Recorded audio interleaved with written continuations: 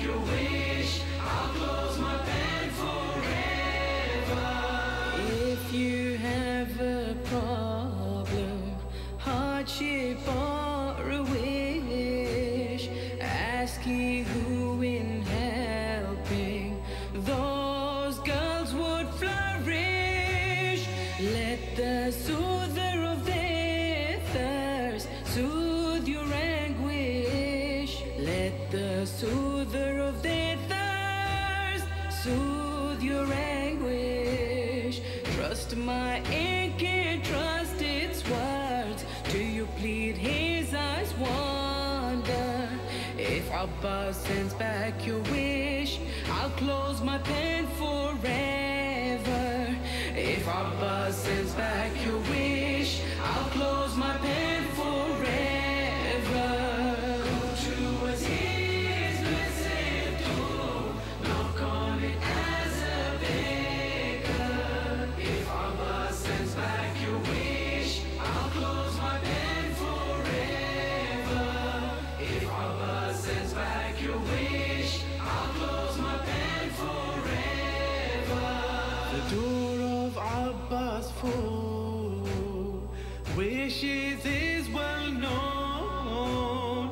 At his door wishes like roses have been thrown. The granted wish from every rose has grown. Granted wish from every rose has grown.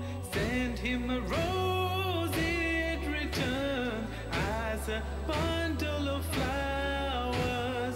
If Abbas sends back your wish, I'll close my pen forever. If Abbas sends back your wish, I'll close my pen forever. Come towards his blessed door, knock on it as a beggar. If Abbas sends back your wish, I'll close my pen forever. If Abbas denies your wish, I'll stop writing. If Abbas denies your wish, I'll stop writing and make sure my poems, they stop reciting. This is Abbas, impossible is nothing. This is Abbas, impossible is nothing. If Abbas lives, then he hears and remains the best carer. If Abbas sends back your wish, I'll close my pen forever. If Abbas sends back your wish, I'll close my pen forever. I'll close my pen forever. If Abbas sends back your wish, I'll close my pen forever. If Abbas sends back your wish, I'll close my pen forever.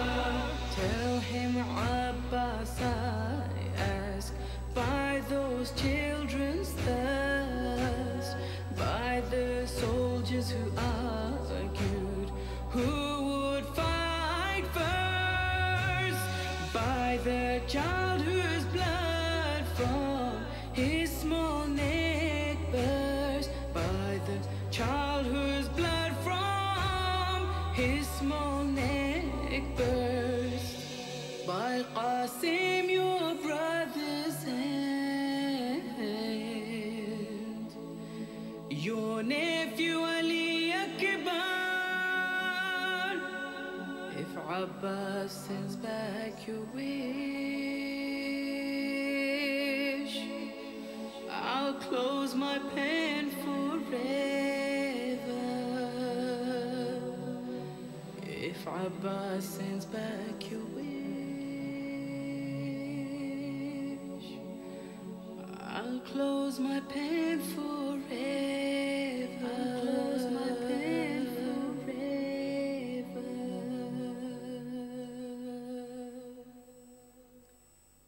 For the love of Abu Fadl Abbas, sallu ala Muhammad wa ali Muhammad.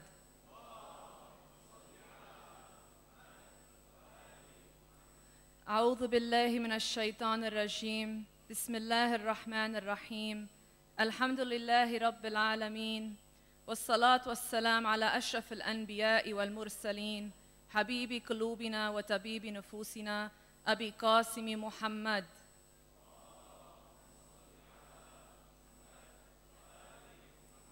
وعلى آل بيتي الطيبين الطاهرين.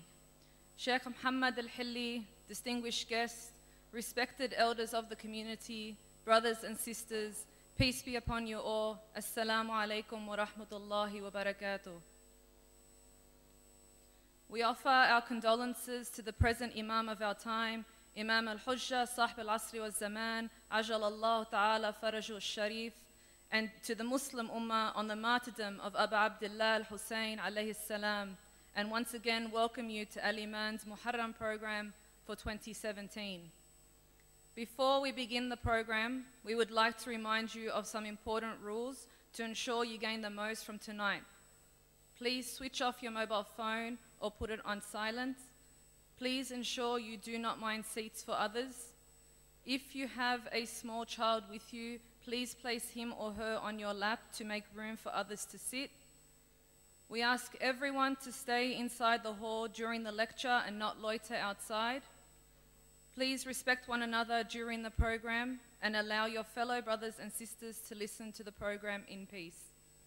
A reminder that we are streaming the lectures live every night on the Al-Emaan YouTube channel for those who cannot attend daily. Sallu ala Muhammad wa ali Muhammad.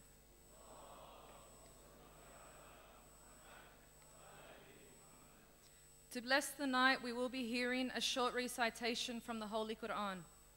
The Holy Quran is the word of Allah subhanahu wa ta'ala and is a miracle and blessing to all mankind. Although people have challenged its power, there is no doubt that the Quran is a powerful tool when recited and listened to. The Quran challenges those who question its authenticity by saying, Bismillah ar-Rahman ar-Rahim. Or do they say he has forged it?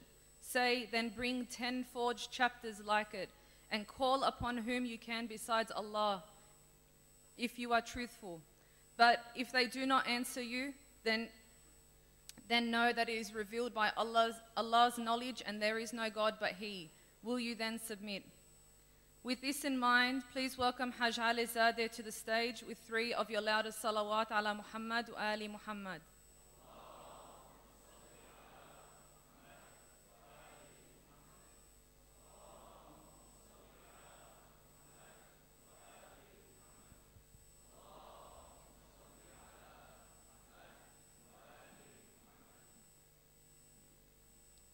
Sallu ala Muhammad wa ali Muhammad.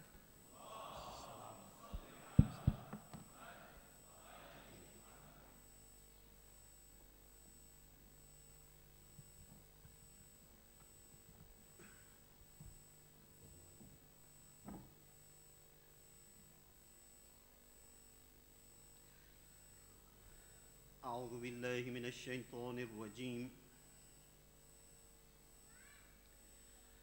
بسم الله الرحمن الرحيم.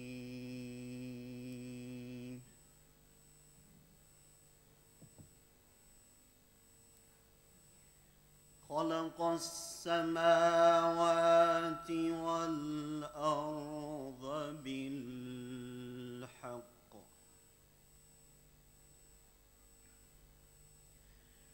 يكبر الليل على النهار ويكبر النهار على الليل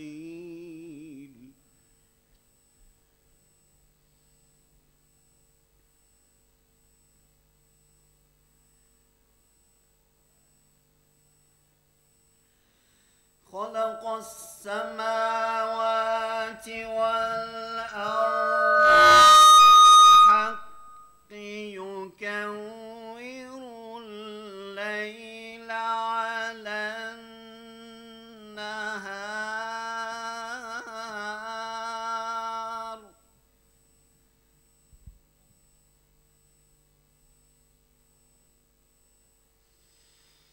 يكور الليل على النهار يكور الليل على النهار ويكور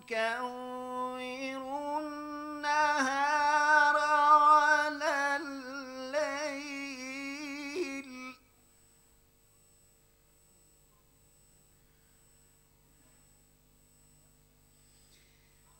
وسخر الشمس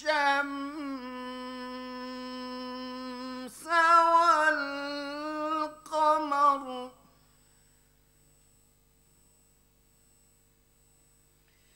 كل يجري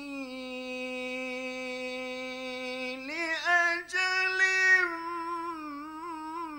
مسمى ألا هو العزيز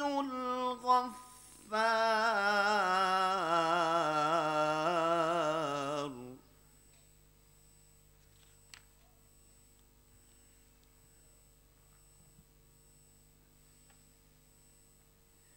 ألا هو العزيز الغفار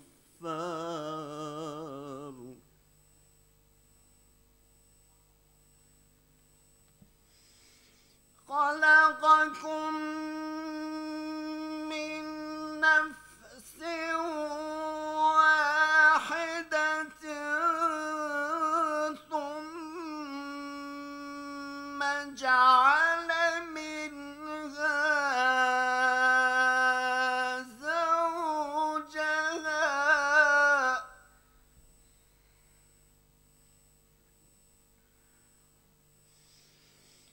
وأنزل لكم من الأنعام ثمانية أزواج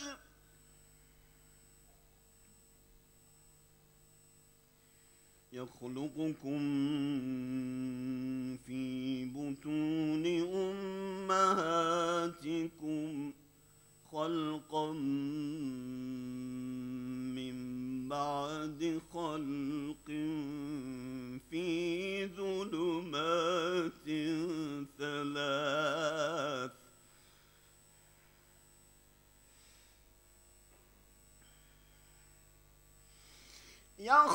يخلقكم في بطون أمهاتكم خلقا من بعد خلق في ظلمات ثلاث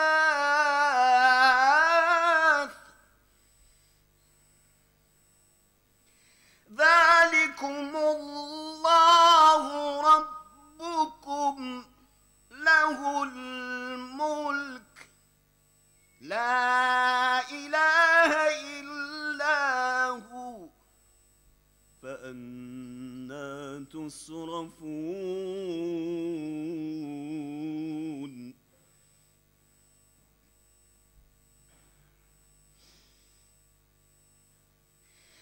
ذلكم الله ربكم له الملك لا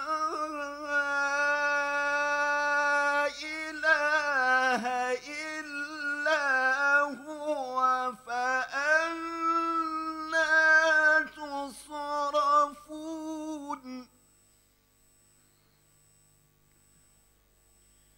إن تكفروا فإن الله غني عنكم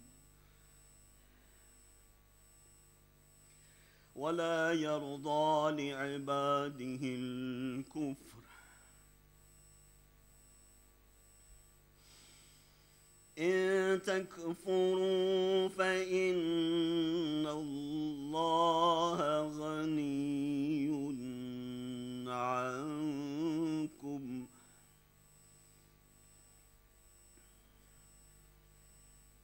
ولا يرضى لعباده الكفر إن تكفروا فإن الله غني عنكم ولا يرضى لعباده الكفر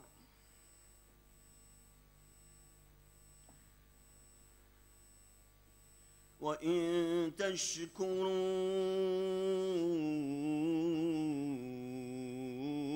يرضه لكم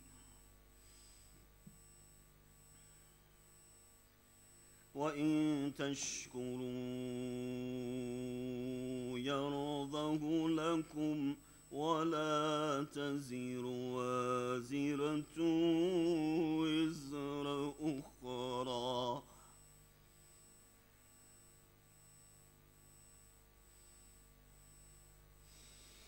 ولا تزر وازرة وزر أخرى ثم إلى ربكم مرجعكم فينبئكم بما كنتم تعملون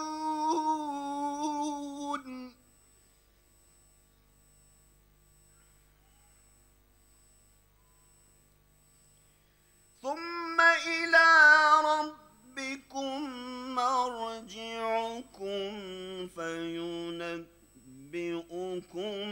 بما كنتم تعملون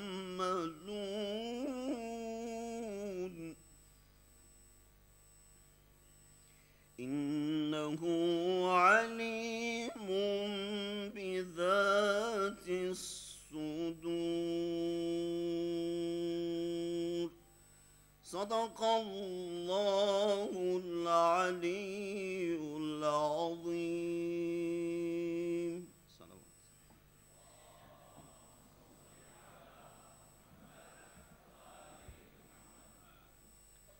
Thank you, brother, for that beautiful recitation. May Allah subhanahu wa ta'ala bless you.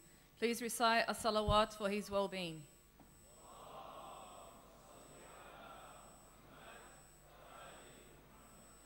We now have a short announcement from brother Sadiq Hussein. Please welcome him to the stage with a loud salawat ala Muhammad wa ali Muhammad.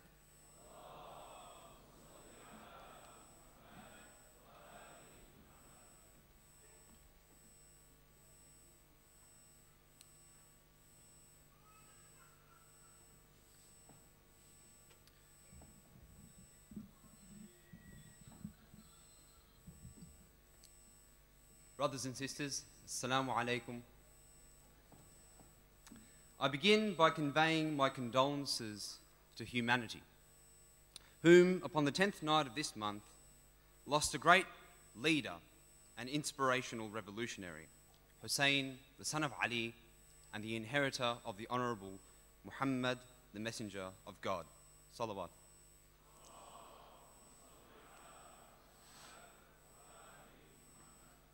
The legacy of Hussein is axiomatic, needless of any sort of explanation.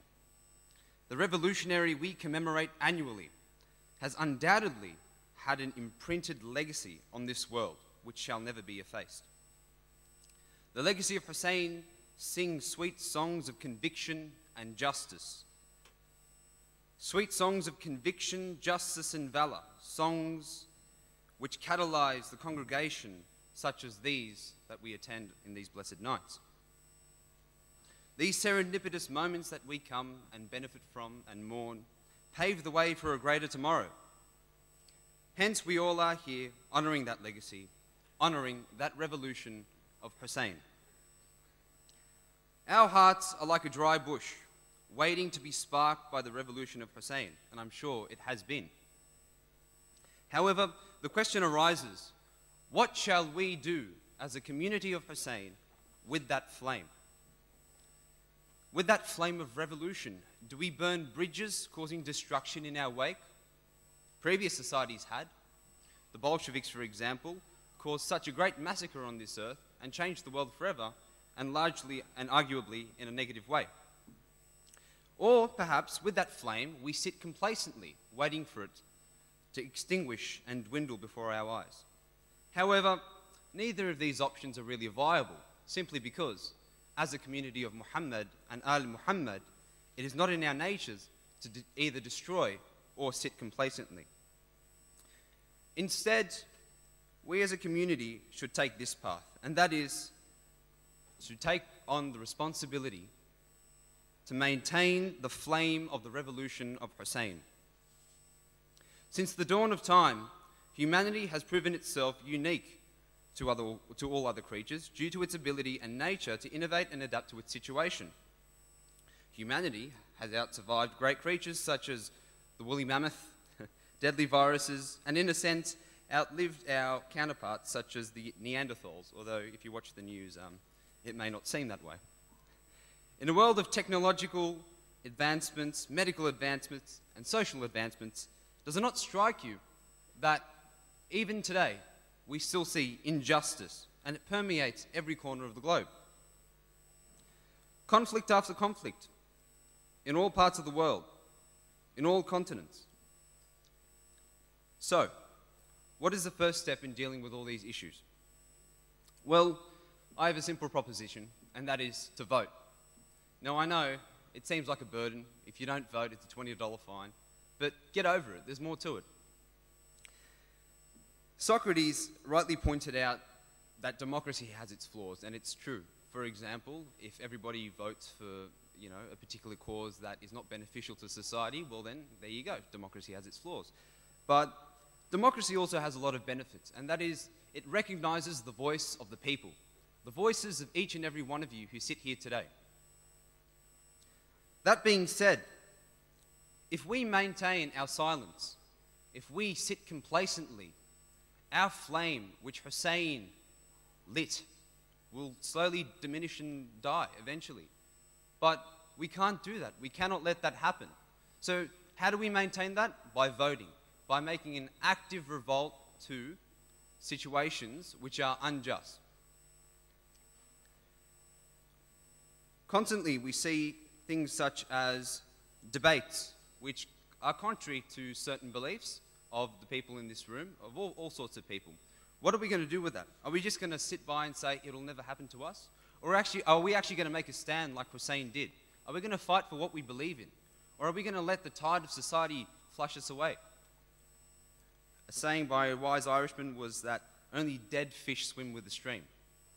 But we're not dead fish. We are alive, and the world needs to hear our voice.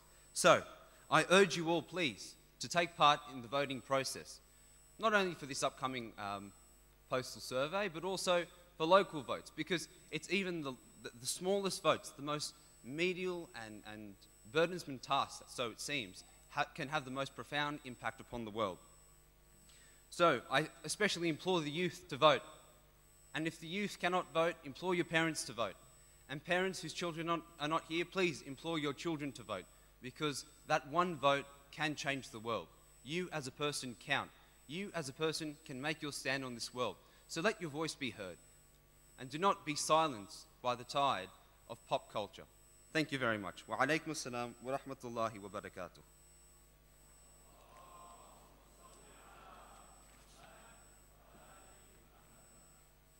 Thank you, brother. Sallu ala Muhammad wa ali Muhammad.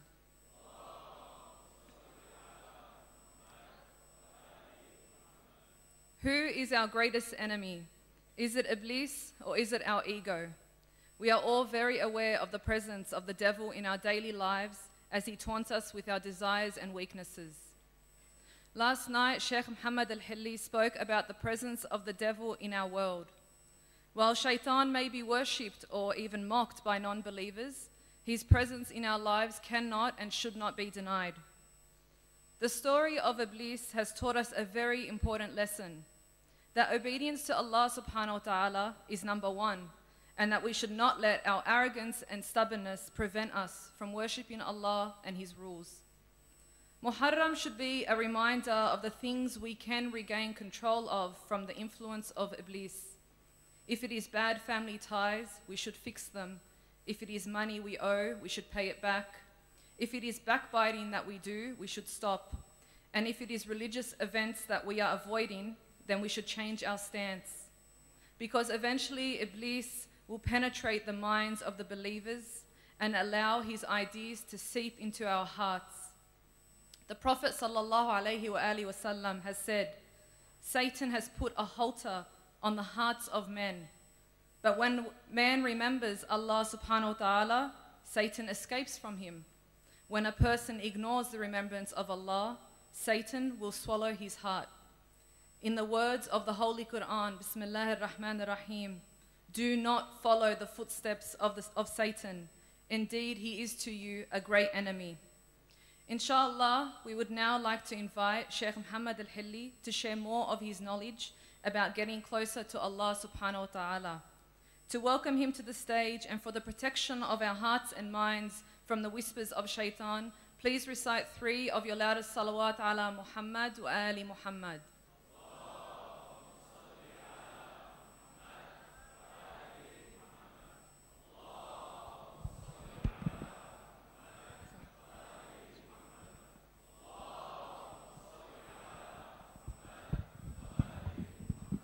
على حب الحسن والحسين صلوا على محمد وآل محمد.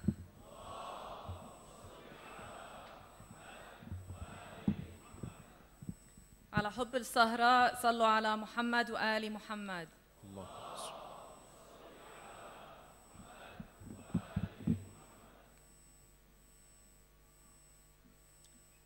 For the hastening of the reappearance of our Imam, صلوا على محمد وآل محمد.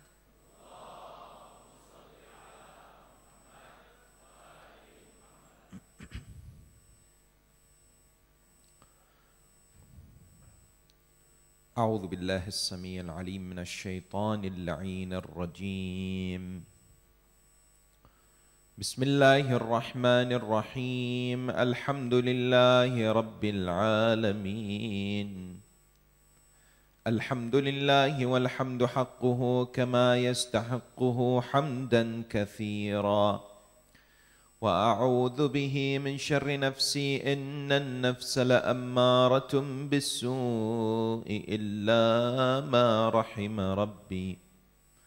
والصلاة والسلام على أشرف الأنبياء وسيد المرسلين خاتم النبيين سيدنا وحبيب قلوبنا وشفيع ذنوبنا أبي القاسم محمد. اللهم صل على محمد وآل محمد وعلى أهل بيته الطيبين الطاهرين المعصومين المطهرين المكرمين. السلام عليك سيدي ومولاي يا أبا عبد الله، وعلى الأرواح التي حلت بفنائك، عليك مني سلام الله أبدا ما بقيت وبقي الليل والنهار، ولا جعله الله آخر العهد مني لزيارتكم.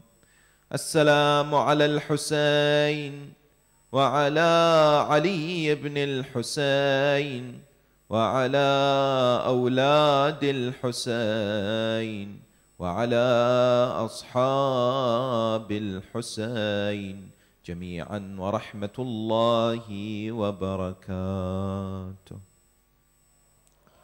اللهم صل.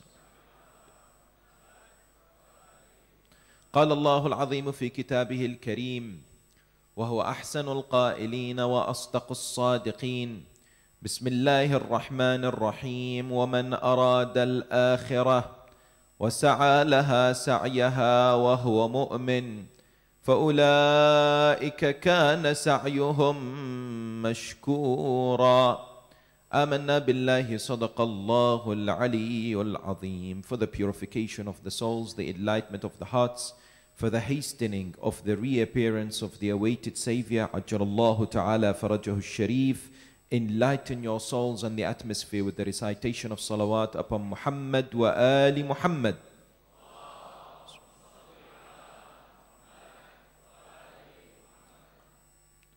Respected elders, brothers and sisters, Salamun Alaikum wa Rahmatullahi Ta'ala wa Barakatuh. It is deemed to be one of the greatest strengths of the human being, an ability that, if strengthened, will give rise to success. It is a quality that all believers should seek to obtain, the pleasure of God and achieve the objective of this creation. Willpower, or the ability to self-control, is one of the features of the human being that many focus upon when it comes to their lives. They consider that in order to achieve what they set out to in their lives, in order to get to their goals and their destinations, they need to have strong willpower. They need to have the determination. They need to have the commitment.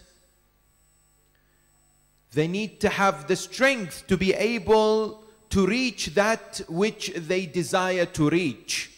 Whether it was the prophets, whether it's sportsmen and women, whether it's politicians, whether it's businessmen and women, anybody out there who considers themselves to have been successful in life will undoubtedly have had strong willpower. And it is recognized that is something that people look to attain in their lives in every shape and form. Sometimes we feel a sense of desperation to have a strong will, yes? Because we are told will is power, no doubt, in achieving whatever we wish to achieve. How many times you and I have been in situations where we wish we had strong willpower to resist the temptation and to say no, and indeed to go about that which we should go about. For example, for those who are seeking to give up bad habits, for those who have made certain commitments, because you look at, for example, New Year's resolutions, that is where many people set out their agendas for the coming year. And it is where they test their willpower. According to ABC News, only 9% of the Australian population who have New Year's resolutions stick to them. Indeed, this similar statistics exist for the United States, 8%. 8% only are able to keep up with this. Why? Because many a times there is an overestimation of our strengths and our weaknesses. Sometimes we are under illusion as far as what we can in reality achieve. Therefore, this subject is very important to you and I. How many times we've been in instances, for example, there is a clip or a movie or something that comes up on television that we know we're not supposed to look at, but sadly we cannot resist and we view it. Sometimes, for example, we are sitting with a group of people and all of a sudden somebody whom we dislike, their name is mentioned, and there is the urge to dissect them and to speak ill of them. We what? We know it's wrong, but we can't control ourselves, and we divulge and enter into this particular discussion. And many other examples. Each and every one of us perhaps has an instance in their lives or many others that they can present. The question is, of course, that willpower is what? Is of great importance in the life of a human being. And that's why there is a statement that says what? When there is a will, there is what? Family. No, not really. When there is a will, there is a way. Yes? In the idea that we and I can achieve greatness if we strengthen that self-control, that determination within us. That's why it is said that once there was a father who used to enjoy gardening with his son. On an annual basis, they would dig the garden every year and they would plant new crops, new, for example, fruits in their back garden. One of the years, his son was arrested and imprisoned for a crime. Therefore, he felt saddened. There's no one to help him dig the garden this year. He wrote a letter to his son. I miss you this year. There is no one to help me in my garden. Yes, dig it. He responded, his son responded from the prison with a letter to his father. He said, my dear father, I'm so sorry I'm not with you, but I just want to give you this secret. Please don't dig the garden because I've hidden a few weapons in the garden. So don't dig it this year.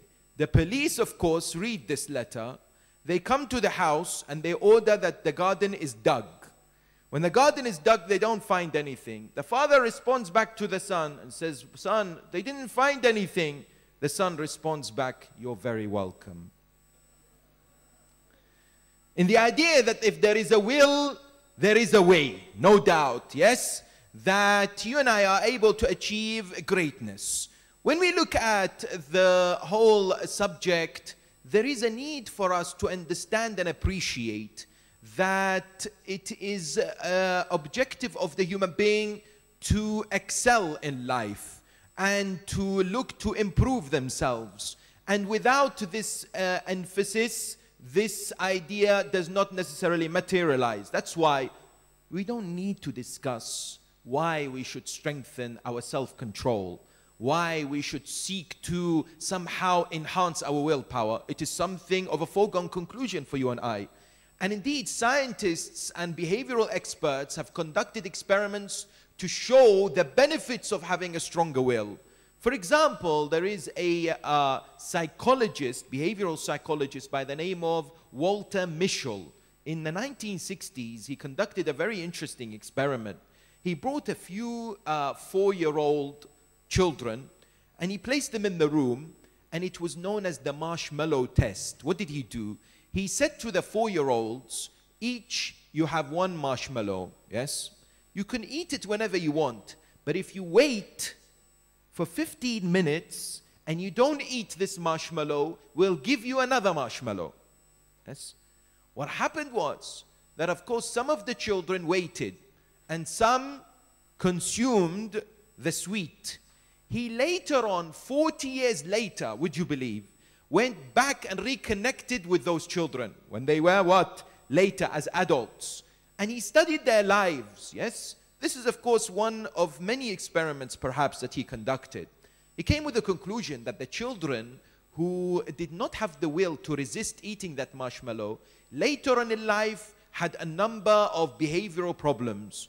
They suffered with stress, for example, yes? They had a number of psychological issues, whereas those who had a stronger will were seemingly more happy. They were seemingly what? More successful in their lives. Therefore, the conclusion that is presented is that this idea is beneficial for the human being. In the Holy Quran, Allah subhanahu wa ta'ala addresses willpower. What is the Arabic word for will? Al-irada.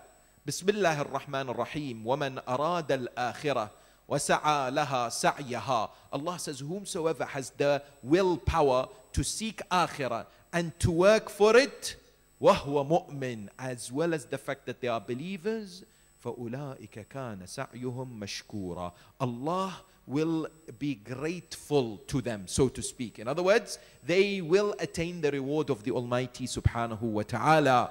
Similarly, the Quran gives us beautiful examples of prophets who had strong will. Yes, they had strong self-control and determination.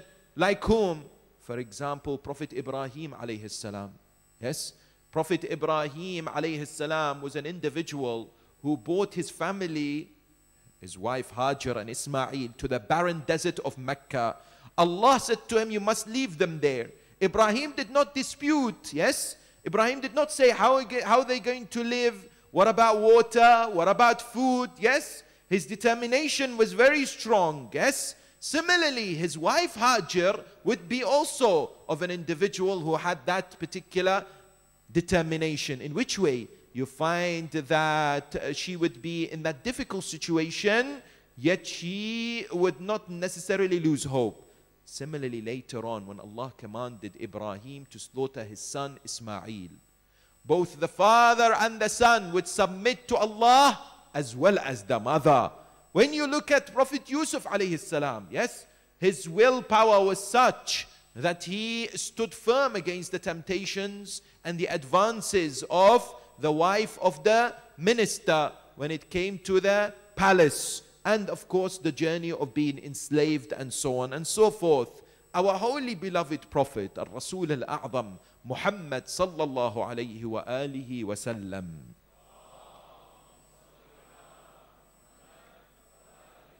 undoubtedly is the greatest example of what? Of someone who had brilliant self-control and mastered the art of having a strong willpower. What do we mean?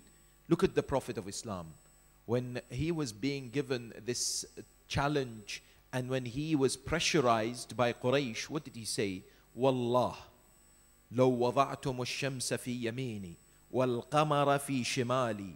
If you give me the sun on my right and the moon on my left, so that I abandon this mission, I will never do so until what? God decrees what should happen.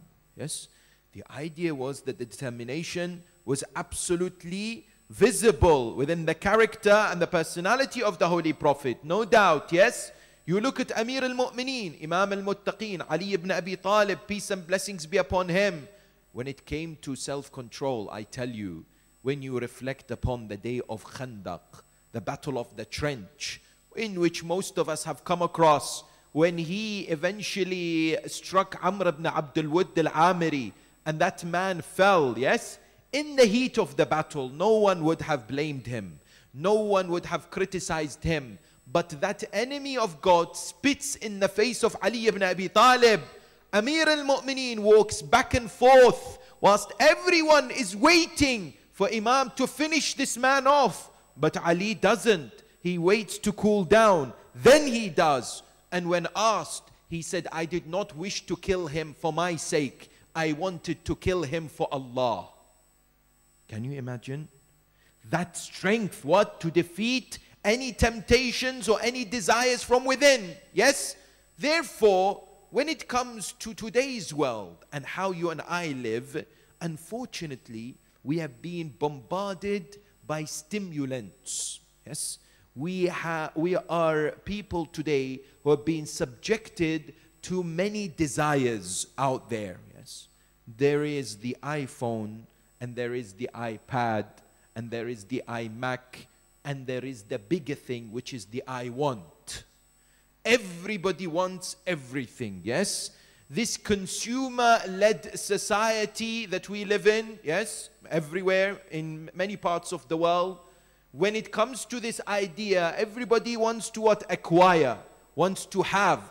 There is that hunger to be able to possess things, no doubt. Similarly, we are being bombarded with temptations left, right, and center.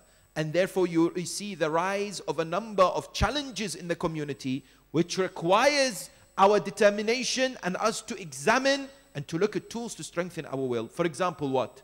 Unfortunately, the rise of the usage of drugs when it comes to either its usage or its supply. Yes, what do we find? It's a taboo subject. People don't like to speak about it. But sadly, we have today amongst our community, and not only this community, we have many other communities similarly, yes? Within the Shia world, we have people who are not only users of recreational substances and other dangerous drugs, such as cocaine and heroin and ecstasy, yes? But also individuals who are supplying it. Listen to this statistic published by the government here in Australia, yes? You cannot get a more authentic authority, so to speak, here in this country to tell us about the problem of drugs in Australia. Do you know what it says? 2016 report. It says when it comes to Australians, 43% of Australians in average in 2016 used an illicit drug. That's 8.5 million people. It is not a joke, yes? It is affecting many people, yes? Within our community and others, within society. It's creating many problems, many health problems, such as the weakening of the immune system, increasing of the heart attacks, yes? Leading possibly towards what? Towards the idea of abuse and overdose, which sadly results in death. Yes, we've already had cases of people passing away within our communities around the world, within the people of the followers of the school of Ahlul Bayt, due to what? Due to overdose of drugs. These matters, although it's an addiction, it requires us what? To look at the roots, to look at how we can encounter these challenges and how do we build up that power within, that ability for us to be able to say no to temptations and desires. Therefore, I would like to examine the subject of willpower by looking at 3 questions or 3 areas. How is it defined, number 1? And what is it related to as far as the humans? And number 2, what kind of tips are presented out there in the modern world which have indeed built on Islamic recommendations on making ourselves stronger as far as will is concerned? And very crucially, which personality on the 10th of Muharram who stood to support Abu Abdullah al-Hussein alayhi salam was a brilliant example of what? Of self-control, discipline, determination, and amazing willpower. And how can we learn from him and seek to follow in his footsteps and look at him as an exemplar for our lives today? As far as the definition of willpower is concerned, some have said willpower is the ability to do what we ought to be doing rather than what we want to be doing. Others have said no, it's the ability to leave aside short-term goals and center upon long-term objectives. In the recognition that many a times the human being will seek to satisfy and will look for quick fixes and gratifications immediately at the moment of the impulse or the need, and they may forget the bigger picture. Yes. Imagine this particular scenario in the idea that, for example, you've come back home, for those who are seeking, or you have a plan to lose weight. Just to give an example, you have a plan to lose weight, yes? And what happens? You've spent your day hard at work and you've had salad for lunch. You come back in the evening, you come back home, and the first thing you smell, what? Is the wonderful smell of something that is baking, yes? You go to the kitchen, you find that, for example, what has been presented out there is some delicious cookies or some baklawa, yes? Or something that you really like, yes? Immediately you look at that, you've had a very difficult day, you've had what? Very little to eat or simple foods to eat. There is a great temptation there to be able to what? To consume that sweet dish, for example, yes? You know that you're not supposed to, but some of us just give in, yes? And then we feel so guilty afterwards. Not 1, not 2, not 3, yes? We eat and then we feel a great sense of remorse that why did I do it? And then it's a cycle where we think, I lack willpower. I don't have the strength. I'm useless. And that what brings the idea of failure into our minds, and it's a vicious cycle, yes?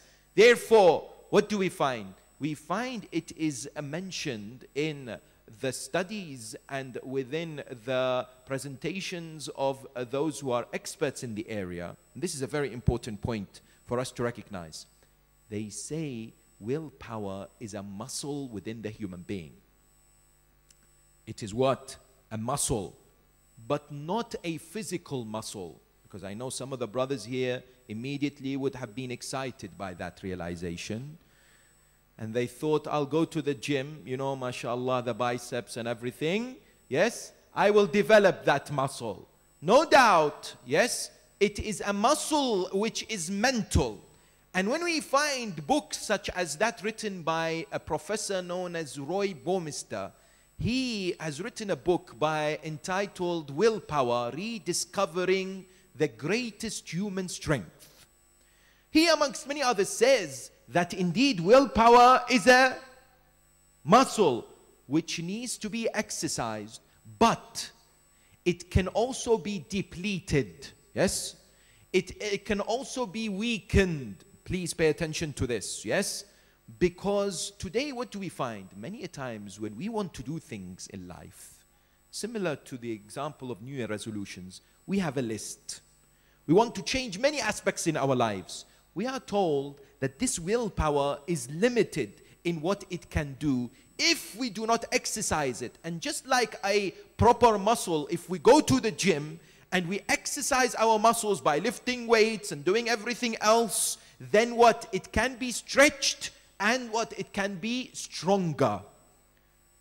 And therefore, what the experiments have shown is indeed this. For example, in one particular experiment, what they did was they brought a group of people inside a room and they presented them on the table with what? With two separate food.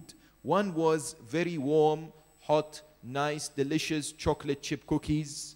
And on the other side, radish. Yes. Then they said to them, you are not to eat from the cookies. If you want to eat anything, eat from the radish. What they found was the people, after a while, some ate the cookies and some ate the radish. The next part of the experiment, what did they do? They gave all the participants a puzzle, which was quite difficult puzzle. They found that those who had eaten the chocolate chip cookies were able to solve the puzzle, whereas those who did not found it very difficult. Why? They concluded that as far as the will is concerned, it can only focus on one thing. They were focusing on not eating the chocolate chip cookies. Yes?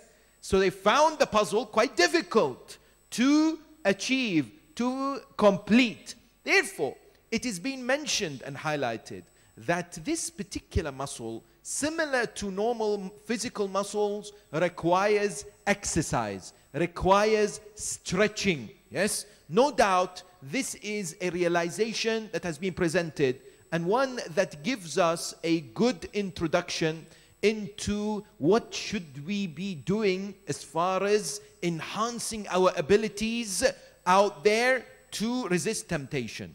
And where does this idea come from? That it's a muscle. Indeed, this is something that the religion of Islam 1400 years ago has presented.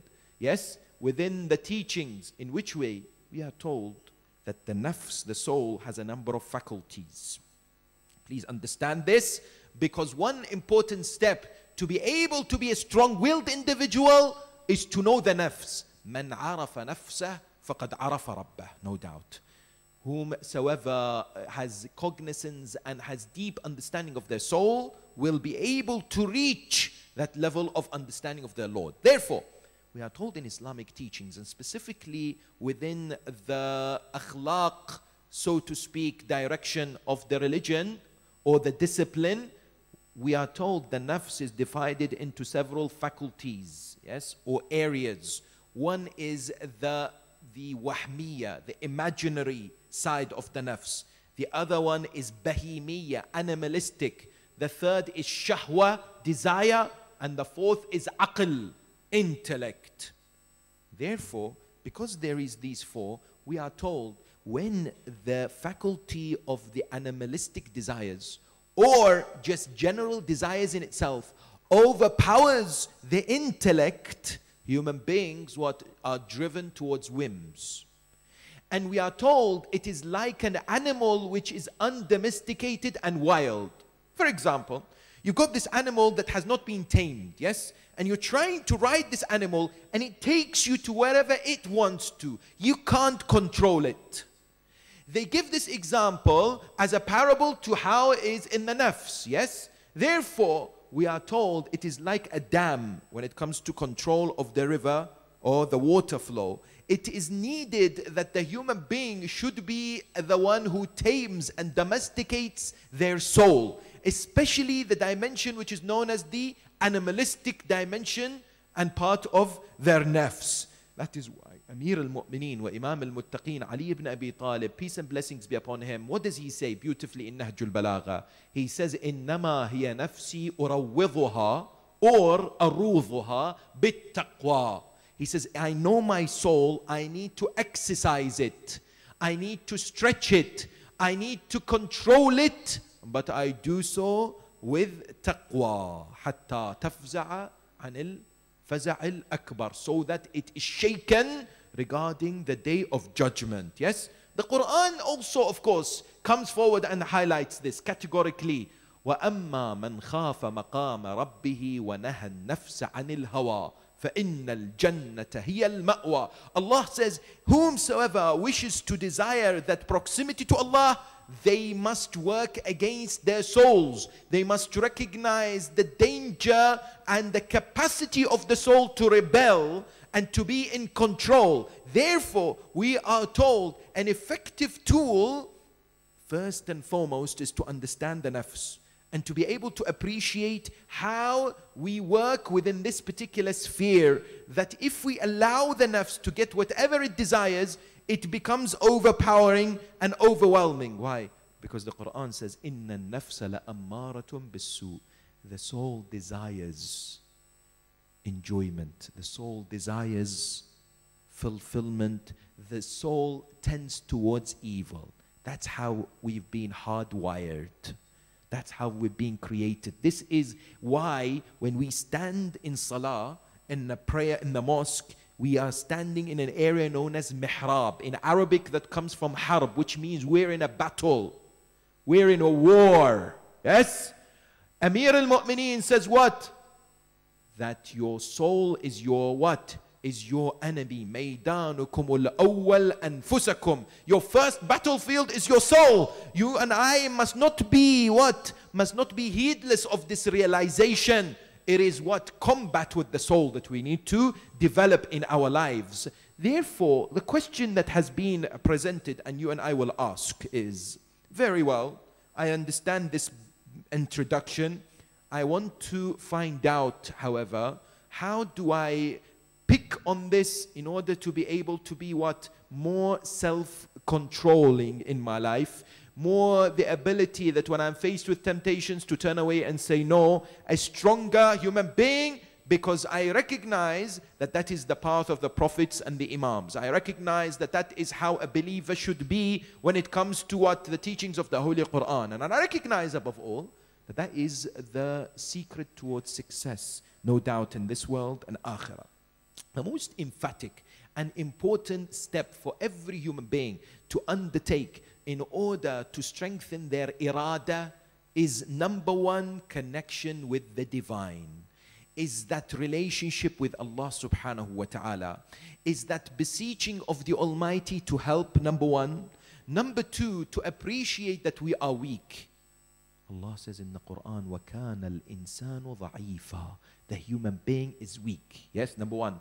Number two, given that the human being is weak, to appreciate there are external factors such as the shaitan which seek to derail the human being at every single opportunity. Yes?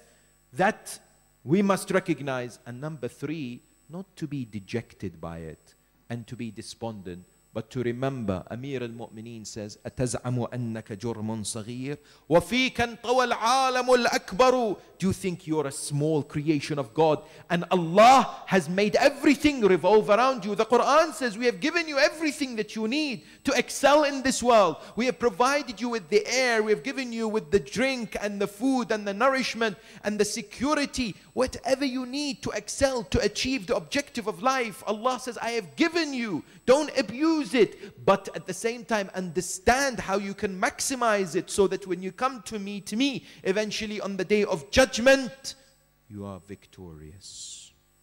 You are an individual who has fulfilled their objective of creation. Yes. Once we understand this, what do we find?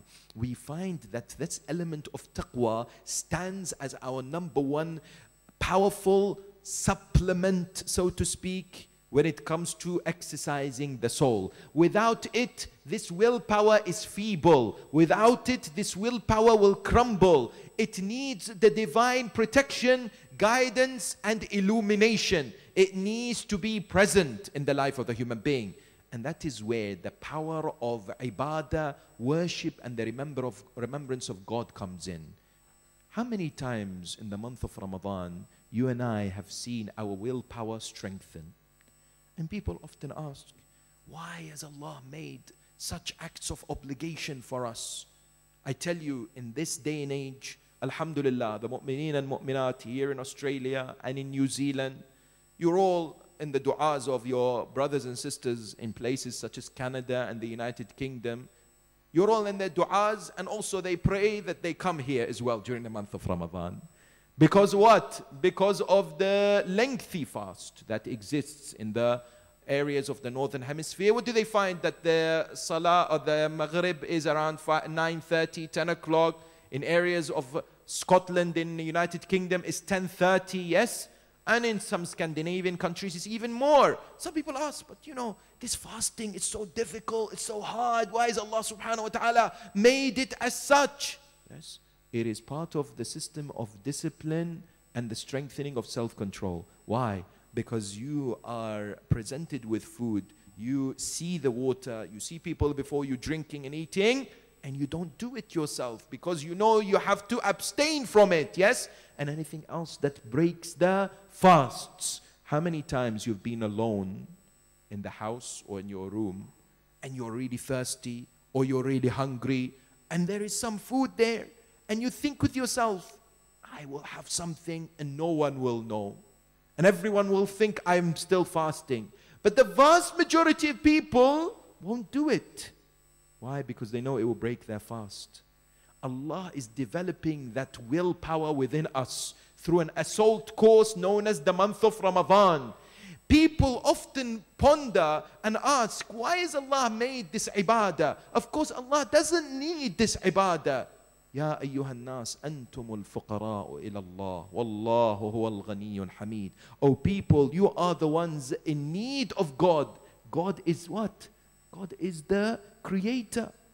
He is self-sufficient. He doesn't need you and I. This worship is for our own benefit. The more we recognize it, the more we approach salah and fasting and ibadah with an attitude of positivity and eagerness. Yes? How many times when it comes to salah do we find ourselves jumping for joy? Ya Allah, it's time of salah, I love it. Or is it that, oh dear, it's my time of salah, can I delay it? Or I have to pray, I'm not really in the mood. Yes? Rasulullah, peace and blessings be upon him, his holy progeny, would be saying that, you know, there are things in this world that I love and I enjoy. And amongst the three most things that I enjoy is salah. When it comes to the time of salah, when Bilal would be about to recite the adhan, he would say, Arihna, Ya Bilal, give me some sweet comfort. I want to hear the adhan. Why? Because Rasulullah recognizes that what? When it comes to salah, it gives us that powerful strength, that connection with Allah. Allah subhanahu wa ta'ala 5 times a day, He says, I want to pump you with that energy and that fuel to be strong against temptations. Inna salata tanha anil fahsha'i wal munkar. If we understand and we approach prayers and acts of worship with a positive mindset, believe me, brothers and sisters, it will change our lives. It will change the way we approach everything in our life. Yes? Because I tell you, how many times you and I have been told we must seek concentration in prayers. We must seek attentiveness of the heart when it comes to salah. And people struggle. People often think, how am I going to achieve it? Yes? I have had people tell me that, for example, once there was an individual who led the salah for his community, yes? He was praying Salatul Isha. When he finished, somebody came to him and said, Maulana, Sheikh Al-Aziz. He said, yes. He said, can I ask you, I think you made a mistake in your salah. He said, why? He said, I think you performed 3 rak'ah salah instead of 4. He said, no, I'm pretty sure it was 4. He said, I have evidence, Shaykhana. He said, what do you mean evidence? He said, I have a problem. Said, what's your problem? That when it comes to this salah, normally I am in charge of 4 hotels in my life. So every day in Salatul Isha, I reflect in every rak'ah how much income. This salah, I thought about 3 hotels. Where was the 4th one? Many a times, yes, our minds wander off. You think when it comes to the idea and the notion of being focused in salah, Allah is trying to somehow make it harder for us? No, it's for our own purpose. I tell you why. Because I researched and I looked at effective tools for the strengthening of willpower, and many scholars and other researchers and psychologists, you know what they say? They say meditation is very powerful. They say, why? Say because, you know, there is the area of the brain, the prefrontal cortex, is in charge of the decision making, or the area in which decision making happens within the brain. They say studies have shown, experiments have revealed that those who meditate, they have more gray matter in the prefrontal cortex, in the frontal lobe of the brain, yes? And they said that helps when it comes to decision making. No doubt, yes, there is great wisdom as far as these acts of worship is concerned. And how wonderful opportunity it is that when we are given these stations, such as the month of Muharram, such as the Ayyamul Aza of Sayyid al-Shuhada, Salamullahi alayhi, for us to re-examine our prayers, for us to re-look at our salah. How am I conducting my prayers? Have I looked at the fiqh?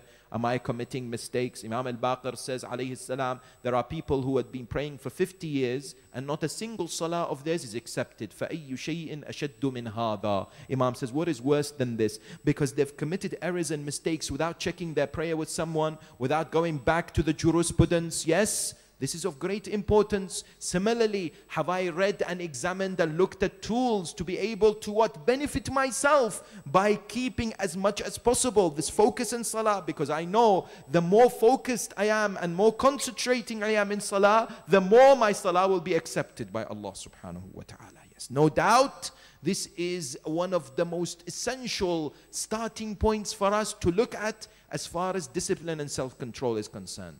Indeed, today, we have been given a number of very interesting tools. Yes, one of them is known as CAT, C-A-T. Yes, counter ambush training. What does this refer to? This refers to the idea that our temptations sometimes ambush us. You're sitting before a screen, you have your phone, and there is an inappropriate image. There is a ambushing of the thoughts. You are being under pressure. And we are told when we are in this particular position, the recommendations are to do a number of things. The first is to have awareness of what is happening in our body. There is a neurotransmitter by the name of dopamine. It's released in the body, which increases the heart rate, makes the muscles tense. It brings about the flight or fright response, yes?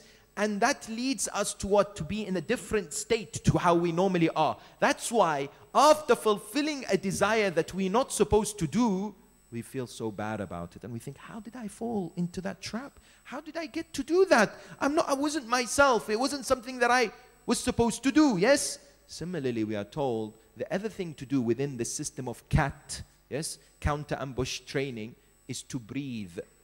To take deep inhalation and exhalation, yes? At the same time as breathing, we are told of great benefits of changing our setting. You know, the Prophet of Islam, Rasul al-A'zam Muhammad sallallahu alayhi wa alihi wa sallam,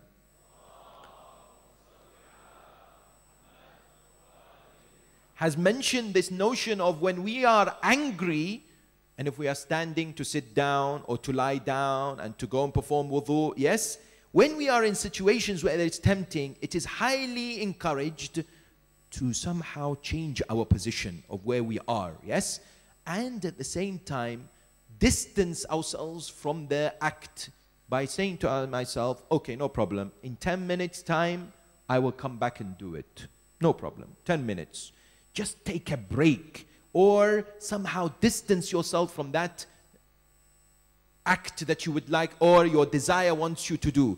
And gradually keep what? Extending that duration of time until what? Until you will stop doing that. That has one recommendation. Others have said it is very important to have sufficient sleep.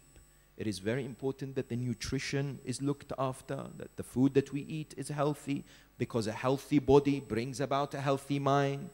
Others have suggested that if you want a strong willpower, then you and I must be able to remove that temptations or what leads to temptations and create obstacles between us and that. What do we mean? So for example, some of us may suffer with watching TV a lot or being on social media for hours and hours end, yes? The recommendation is make it harder to be on TV. So pull the plug, yes? Hide the remote control. When it comes to the certain social media apps, delete the app. Makes it harder for you to go to that particular area, yes? Or place a timer. Anything that acts as what? Anything that acts as a barrier, number one. Number two, it is said that start with what? Simple tasks, and don't overwhelm yourselves with many objectives, because you will lose focus. You will lose direction. Many times we are told in the month of Muharram, the month of Ramadan, Hajj, Ziyarah, any opportunity, let's have positive change. Let's be better human beings. So what we think, let me go and write down the list of what is wrong with me. Focus on one thing. Yes. For example, I'm missing my prayers. For example, I am speaking ill of people. For example, God forbid, I am backbiting. Yes. For example, I'm not paying my charity or what is wajib upon me to pay. Focus on one area and try to develop that strategy to what? To improve your position as far as this area is concerned. Similarly, as human beings, we are people who are social animals. In which way? In the idea that collectively we like to do things. Experiments have shown with university students that when they were shown images and clips of other students not taking drugs, they themselves, what? They themselves would stop taking drugs. Of course, when it comes to drugs, it's haram. All of these drugs that we mention, their taking is prohibited within the religion of Islam, no doubt. Yes, that's something we must remind ourselves. But when we look at others who have done it, we are encouraged too. Yes.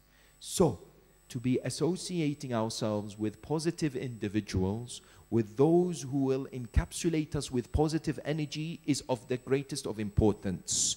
If we want to develop the irada and the willpower, to be surrounding ourselves with people who will give us support, who will give us encouragement, yes, when the going gets tough. Similarly, if we fail, we must not give up, and we should not be afraid of failure. We should not be afraid of not achieving where we want to achieve. Shaitan wants to what? Demoralize us and says, you can't do it. You'll never be able to achieve that. You'll never be able to get to that goal. It suits the shaitan to get to that, yes? Whereas we should be individuals who are very focused. If we slip, if we can't get there, we keep going. We are determined. We are people who will not indeed give up, yes? We know Allah subhanahu wa ta'ala says to us in a hadith Qudsi, take one step towards me, I will take 10 steps towards you. He wants us to have strong willpower. He wants us to have self-control. It's good for us. It will get us to Jannah. Therefore, we must not give up. Therefore, when I say, I am too weak, I can't do it, it's no good. I've seen some brothers and sisters, they say, you know, I really can't do it. I tried, it's just not for me. I'm not that type of person. Don't give up and keep with that effort, yes? Similarly, it is recommended to have a notebook or on your phone and have 3 lists. One says, I will. One says, I will not. And one says, I want. And write things down that what? That you constantly feel you need to challenge, and observe it and look at it again. And this is part of the system within the religion of Islam known as muhasaba, known as muraqaba, yes? Accountability and indeed what? Supervision. When it comes to certain narrations, what are we told? This is a very important tool that will help us, and it needs your attention just for a few moments. In order for us to enhance this strength and this muscle within us, we are told that in order to demonstrate the control over the nafs and to domesticate the animal within, we need to tell it we're in control. But we can't just tell it we're in control when it comes to haram. We must tell it we're in control when it comes to halal too. What do we mean? People say, what does that mean? Yes? It is the idea that the Ahl al-Bayt alayhim salam have presented. Once, Amir al-Mu'mineen salawatullahi wa salamu alayhi was walking in the marketplace and he saw a man selling meat. So the man looked at Amir al-Mu'mineen and said, would you like some meat? Please, here. Why don't you buy some meat? Amir al-Mu'mineen says, I don't have the money to buy it. The man says, Asbiru ala thaman. Don't worry. I will be patient. You can take it and pay me later. Do you know what the Imam said to him? Wa asbiru ala laham. And I will be patient as well. I don't want to eat meat, yes? I want to say no to my desires. It's halal, but I don't want it, right?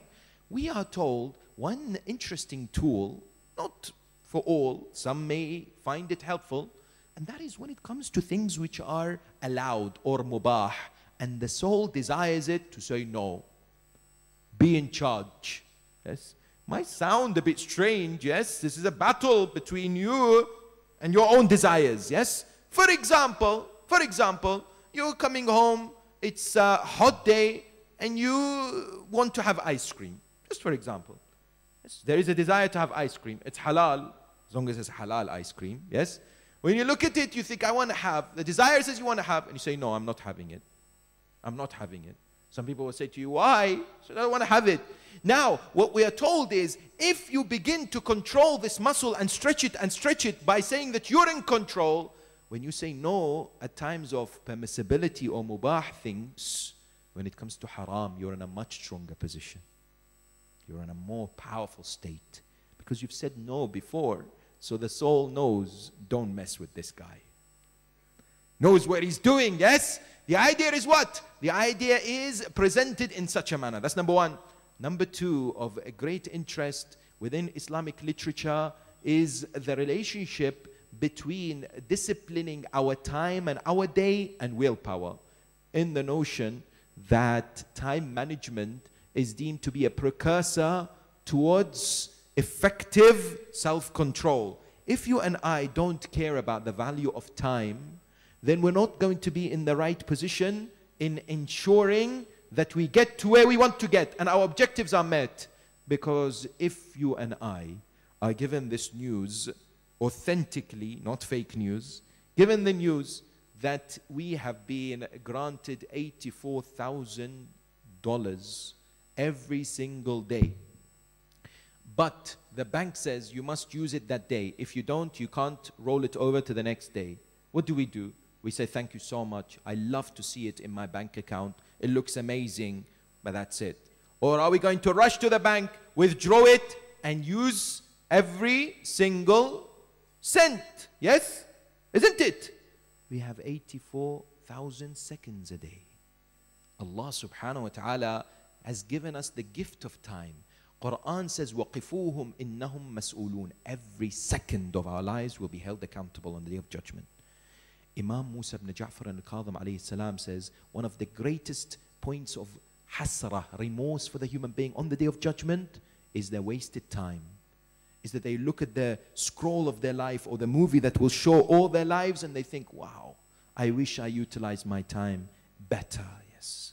That is something that we need to be careful of. Because the moment I manage my time effectively, the moment I know every minute is greater than gold, then I know what that is, gives me a strong bedrock and a good spring to move towards disciplining how I could utilize this time and how precious it is when it comes to my life. Similarly, we are told of an effective tool, and that is the remembrance of death. This is not to place people in despair. This is not to make people scared, but it's something that works for many, yes? Because I had the personal experience, which I've mentioned before, just for people who may have not heard it. A brother came to me after one of the majalis and said, I have a problem. I said, what is the problem? He was a brother who just embraced the school of Ahl al-Bayt. And he said to me, you know, at school in America, when I go to school, he was 17 or 18. When I go to school, there is a girl in my class. Sadly, this girl, when I see her, she comes and hugs me. What shall I do? I hug her back too. I can't really not hug her, and I can't say no to her, yes? Can you teach me a method that I say no to the hug? I said to him, yes. He said, tell me, what shall I do? I said, go to the graveyard. He said, what? I said, yeah. Go to the cemetery, Muslim cemetery, and wait and find a grave which is empty, ready for someone to be buried inside. Yes? Go inside and lie there for a few minutes, but make sure they don't cover it, right? Lie there and think. Close your eyes and think, how are you going to answer the questioning of the angels? A few days later, he came back and said, brother, I couldn't stand 1 minute inside. Yes? I was petrified. And now every time I go to class, that image is what is before me. The Quran and the teachings of the Ahl al-Bayt highlight the need for us to constantly remember death. The Prophet of Islam says, تَذَكَّرُوا هَادِمُ اللَّذَّاتِ. Mention and remember that which annihilates and destroys desires. If we are cognizant that a death can strike any moment, yes, if we are aware of this realization, then what? Then we are careful.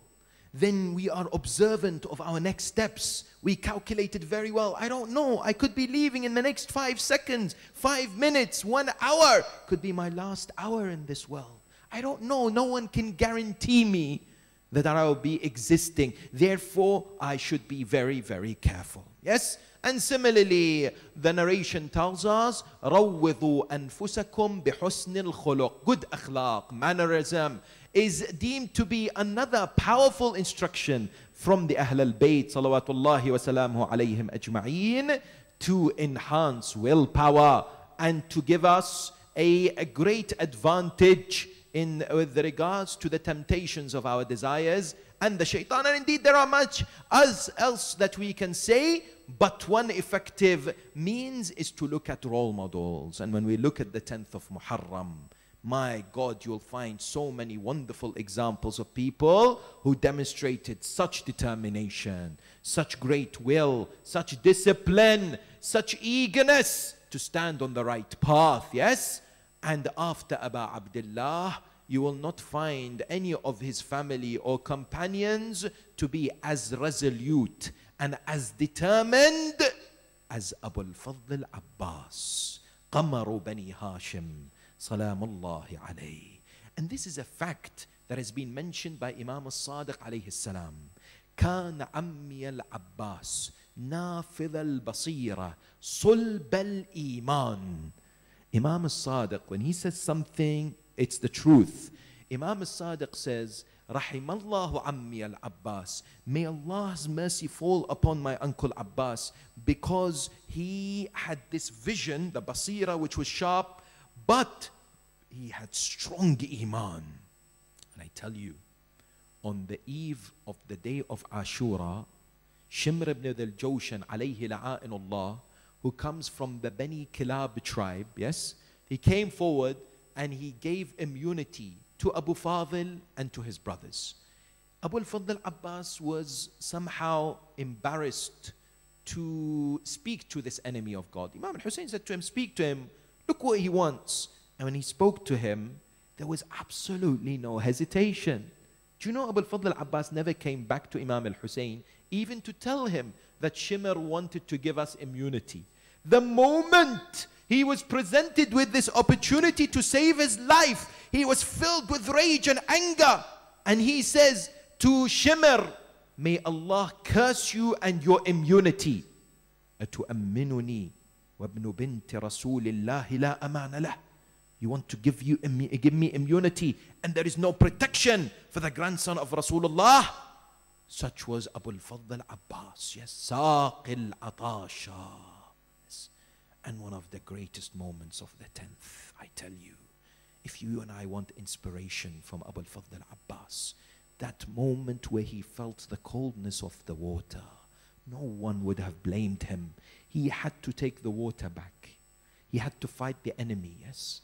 But that moment of the feeling of the coldness of the water in his hands, the thirst that was killing him, wallah, if I sit here on the mimbar for the next 1,000 years and talk about how it is, I will never feel what Abu al-Fadl Abbas felt. Neither will you.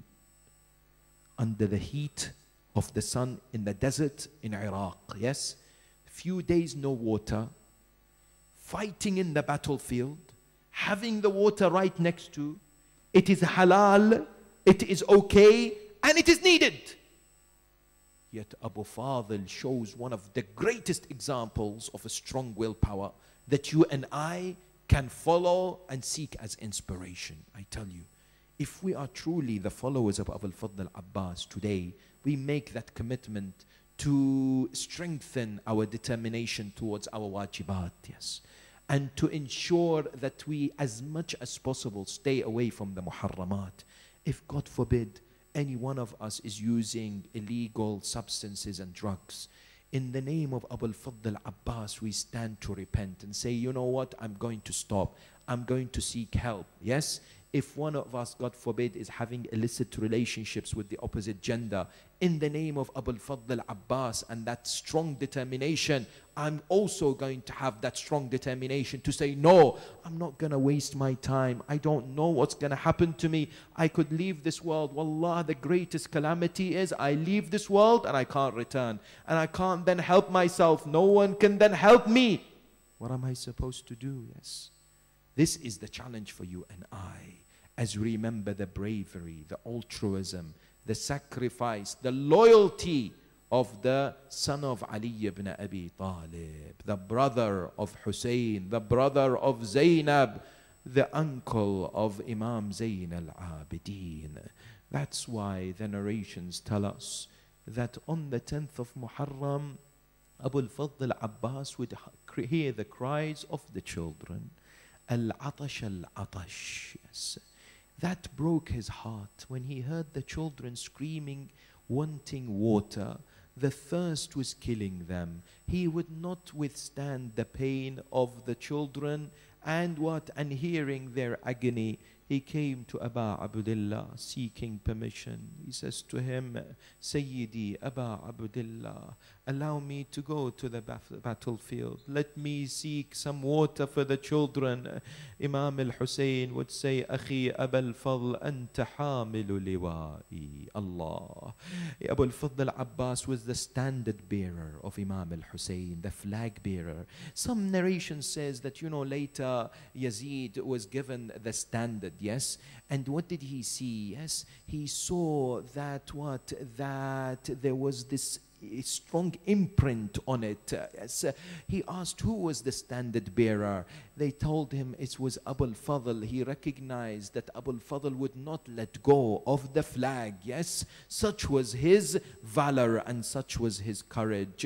But Abu al-Fadl al-Abbas says to Imam al-Hussein, let me go, let me fight, for I can't stand to hear the cries of the children. Abu Abdullah says to him, if you then have to go, then go and ask for some water. Abu al-Fadl al-Abbas goes first, asks for some water. Shimr says to him, God, by God, you will never taste the water until you fall in the chastisement of hell. Abu al-Fadl recognizes that he has to go, that he himself has to go and fetch the water. The narration says, توجه نحو العسكر. He began to fight. He killed those before him. There were around 4,000 who would stand before him and the riverbank of Al-Qami. He reached the riverbank. وصل إلى نهر العلقمي جلس قرب الماء أحس ببرد الماء. He picked it up, yes, and he felt the coldness, then he threw it away. يا نفس من بعد الحسين هوني وبعده لا كنت أن تكوني. هذا حسين وارد المنون وتشربين بارد المعين والله ما هذا فعال ديني. He speaks to his soul. He says, oh soul, how can you drink and Hussein is thirsty? Yes, you want to fulfill yourself and there is the cries of the thirst. By God, you will never do this. This is not part of my religion. He fulfills and fills completely the water container. Now his ambition, his desire is to go back to the campsite. He wants to feed the children. He wants to feed Ruqayya. He wants to feed Sukaina. He wants to feed the children of Abu Abdullah, the women of Hussein. His determination is such. جعل يقاتل الأعداء. He went back fighting the enemies of Allah. أجركم الله كمن له أحد الأعداء. One of the enemies stood behind a palm tree, picked up the sword and severed the right arm of Abu al-Fadl al-Abbas. صاح يقول والله انقطعتم يميني إني أحامي أبدا عن ديني وعن إمام صادق اليقين نجل النبي الطاهر الأمين. My God, you sever my right, but I will continue to fight and protect the grandson of the Holy Prophet, who is truthful, who is honest, who is a man of integrity. He continues. Now he's carrying the water container and what? Fighting with his left. But another man stands behind another palm tree and severs the left arm of Abu al-Fadl al-Abbas. Yes, the narration says all of a sudden he cries out, all of a sudden, قد قطعوا ببغيهم يساري يا نفس لا تخشي من الكفار وأبشري برحمة الجبار مع النبي السيد المختار. He speaks to his soul. He says to soul, don't worry, your right has been severed, your left has been severed, but you will be resurrected with the Prophet. وقف محتارا إن هالت الأسهم تجاهه. The swords were all coming towards Abu al-Fadl al-Abbas. Imagine the scene, Muwaliin, brothers and sisters, your hearts in Karbala next to Abu al-Fadl al-Abbas. Millions on this night are standing next to his shrine. Yes, Abu al-Fadl is standing not knowing what to do. One arrow pierces through the water container. Wallah, you know, one scholar says, I think the pain of losing the water is greater for Abu al-Fadl. All he wanted was to get the water to the children. Now he realized the water is gone. Harmala looks at him. Harmala realizes Abu al-Fadl can't defend himself. There is no right and left. He says, I picked up an arrow. I shot the arrow towards the eyes of Abu al-Fadl. وصل السهام إلى عين أبي الفضل العباس. And at that moment جاء رجل وضربه على رأسه بعمود. أبو الفضل العباس سقط إلى الأرض. He was hit with a pole on his head. He falls onto the ground. But how did Abu al-Fadl fall under the ground? He had no right and left. He has no arms to control the impact. Indeed, he fell on his face with the arrow in his eyes. رحم الله من نادى وعباسا ومظلوما. At that moment when he fell, he called out, عليك مني السلام أخي أبا عبد الله. The first time he calls his brother أخي. Imam al-Hussein leaves towards Abu al-Fadl. He cries out, الآن انكسر ظهري, الآن قلت حيلتي, الآن شمت بي عدوي. يا خويا انكسر ظهري وما اقدر اقوم. يا خويا صرت مصدر الكل الهموم. Now my back is broken. Now the enemies have what? Have the strength over me. The narration says Abu Abdullah comes next to Abu al-Fadl al-Abbas. Abbas can't see anything. He's on the ground. He's bleeding. Yes. Imam al-Hussein sits next to him. Abu Fadl hears someone coming next to him. He thinks he's an enemy. He calls out, Billahi alayk imhanni daqa'iq hatta ya'ti ilayya ibn walidi. Please, I beg you, let someone come next to me. I don't want you to kill me. I want my brother to come next to me. Allahu Akbar. نظر إليه الحسين وهو مقطع الأجزاء. Hussein looks at him, but what side did Abu Abdullah see? Abu al-Fadl. ساعد الله قلبك يا أبا عبد الله. قال له الحسين أنا أخوك الحسين. The narration says at that moment Imam al-Hussein wanted to pick up the body of Abu al-Fadl, but Abu al-Fadl would refuse. Imam al-Hussein would say to him, Akhi Aba al-Fadl, why would you not let me pick up your body? Aba al-Fadl says, I've promised Sukaina, I promised the children water. I can't go back to the tent without any water. Akhi Hussein, leave me here.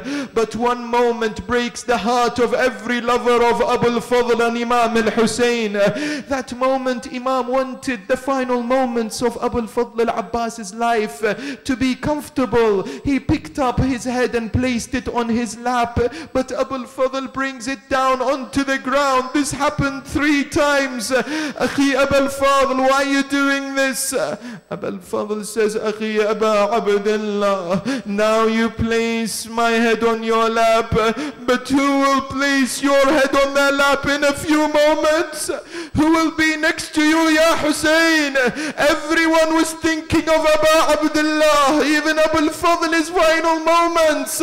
His heart was beating, Hussein. At that moment, the soul of Abbas leaves his body. He departs from this world. Imam al-Hussein رجع إلى المخيم منحني الظهر. At that moment استقبلته النساء زينب أم كلثوم سكينة and Layla. All of them looking, where is Abu al-Fadl? Where is my protector? Say, Imam al-Hussein didn't say anything. Imam al-Hussein went to the tent of Abu al-Fadl al-Abbas. He took out the pole of Abu al-Fadl's tent. The tent collapsed. They all knew Abbas is gone. خرجت زينب وصاحت وعباسا وشهيدا وأخا.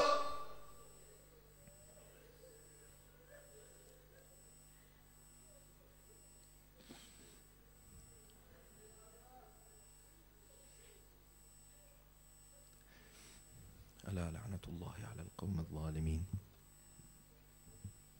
Ya Abbas, with your loudest voices. Ya Abbas. Ya Abbas. Ya Abbas.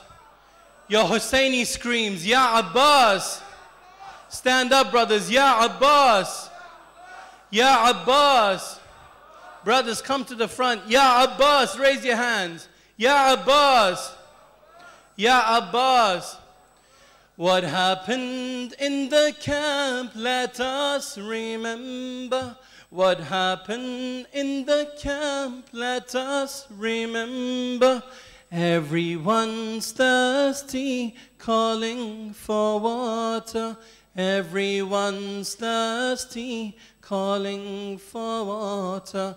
Ya Abbas, Ya Abbas, Ya Abbas, Ya Abbas. Raise your voices. Ya Abbas, Ya Abbas, Ya Abbas. Let us remember and understand what happened in Ashura, in that land. In Karbala was progeny, thirsty, hungry, facing tyranny, and the cries of the children everywhere, and the cries of the children everywhere. Everyone's thirsty and in despair. Everyone's thirsty and in despair. Everyone, what happened in the camp? Let us remember what happened. Let us remember. Everyone's thirsty, calling for war. Everyone's thirsty, everyone. Ya Abbas, Ya Abbas, Ya Abbas. Brothers, come to the front. Ya Abbas, Ya Abbas, Ya Abbas. Abbas was thirsty, was getting weaker, but with immense hardship he got to the river. He reached to drink, but remembered Hussein. Oh my soul, he called, don't be so vain. What am I to answer tomorrow to Haydar? What am I to answer tomorrow to Haydar? Everyone's thirsty as I touch the water. Everyone's thirsty as I touch the water. What happened in the camp? Remember what happened in the camp. Let us. Everyone's thirsty, calling for water. Everyone's thirsty. Ya Abbas, Ya Abbas, he remained thirsty, filled the water sack, headed back to the tent, back to his camp.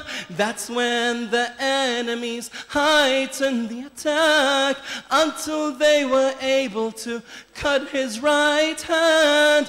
He took the water in his left and said, he took the water in his left and said, everyone's thirsty, to the camp I'll head. Everyone's thirsty, to the camp I'll head. What happened in the camp? Let us.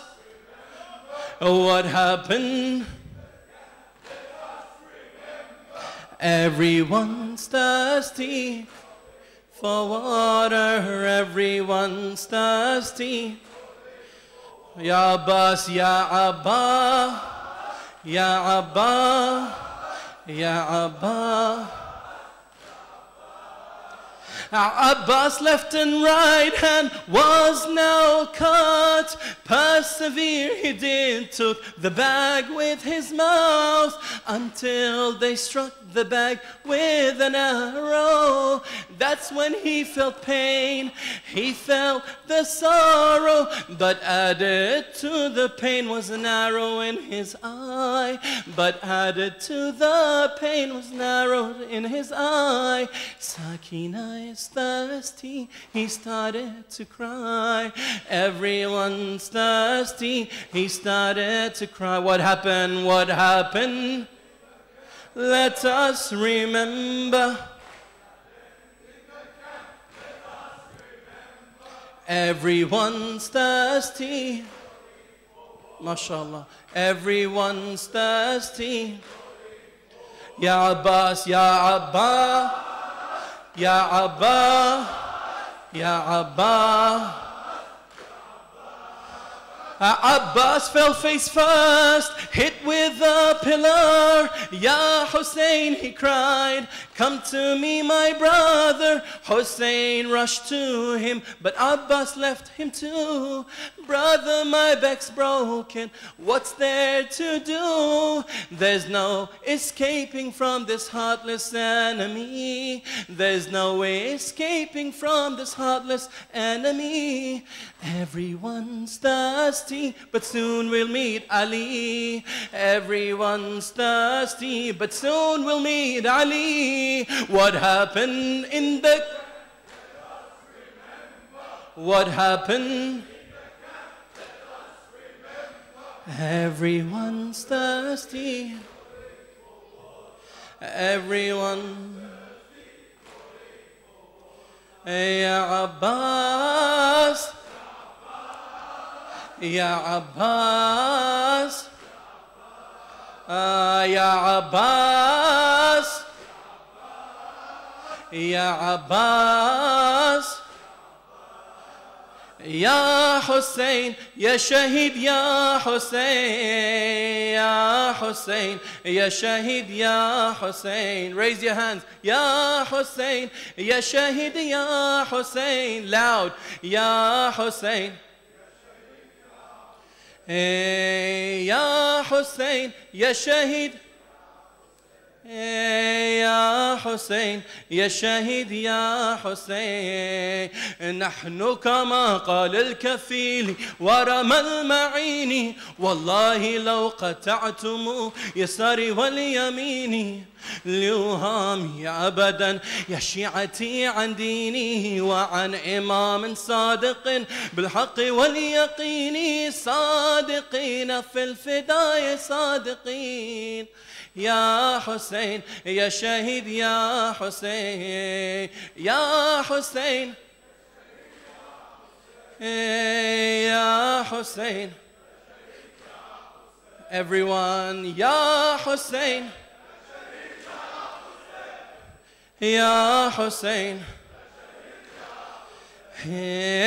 إن كان دين أحمد يستقيم بقتلي، فديه نهري ودمي كما فديت طفلي.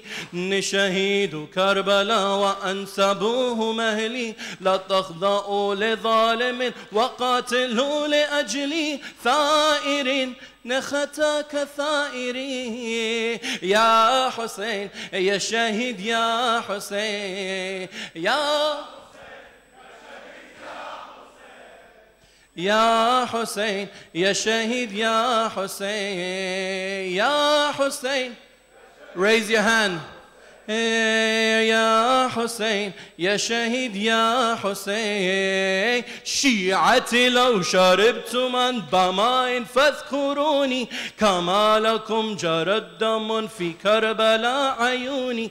فجاهدوا والآن كل من يقاتلوني، على فهل من ناصر ناديت فانصروني.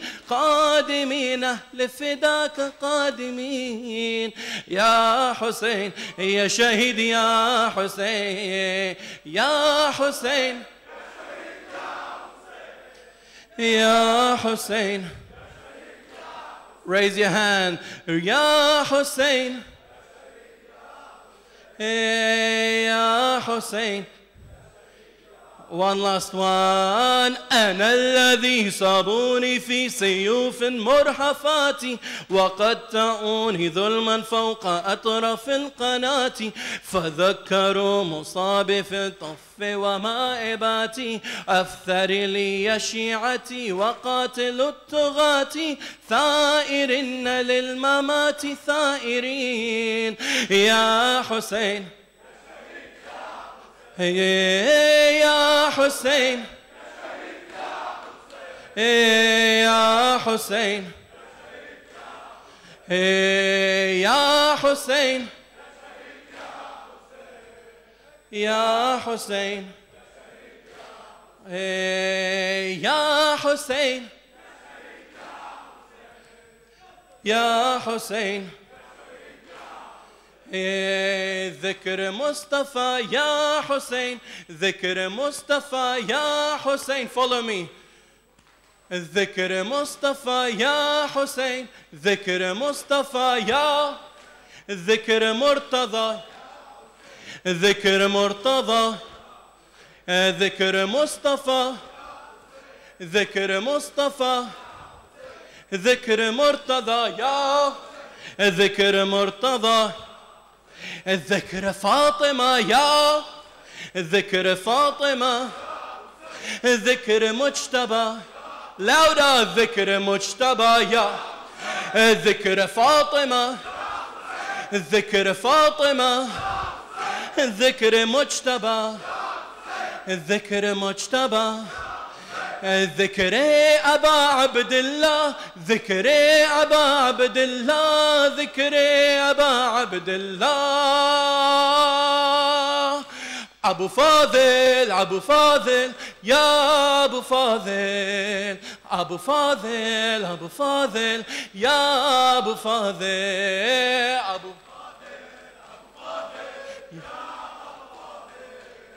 أبو فاضل، أبو فاضل. Last one, come on. Abu Fadil, Abu Fadil. Abu Fadil, Abu Fadil. Face the Qibla. Abu Fadil, Abu Fadil.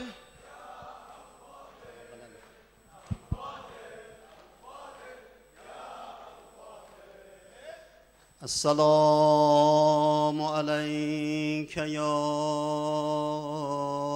أبا عبد الله. دوست دارم تا قیامت از سکینه رخ بپوشم یبن الحسن آجرک الله. دوست دارم ای حسین ای روح ایمان و عبادت تو مرا در بر بگیری من تو را در بر بگیرم. اما داداش شرمندم که دست ندارم بغلت کنم. دیدن آقای شیعی رو هی میبویه هی میبوزه به سوی آسمان گرفت گفت خدا این دستان عباس رو ببزی. توجهوا الى قبر ابی عبدالله and Agha Abul Fazl. Please pray for all people. They are in hospital. They hadn't chance to come to this majalis. And thank Allah to give us health and happiness to join this program. And inshallah, this is not the last year of our life. We attend these such programs, inshallah. Please pray.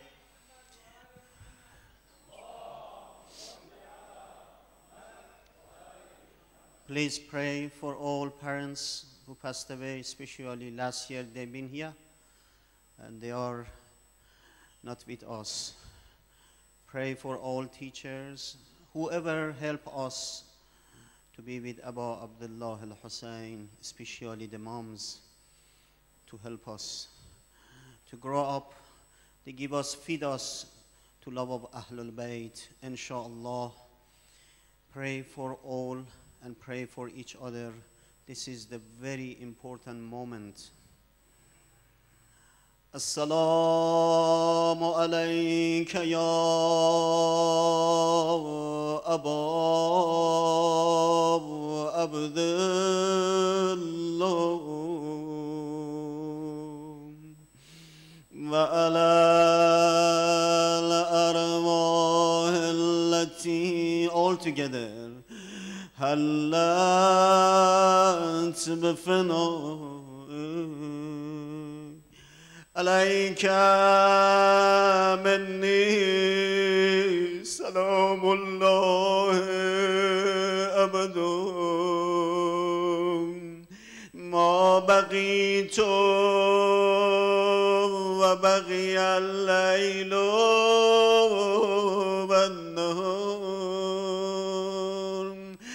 ولا جعله الله آخر العهد مني لزيارتكم. السلام على الحسين وعلى علي بن وعلى أولاد الحسين وعلى أصحاب الحسين. رحم الله من قرأ الفاتحة مع الصلوات.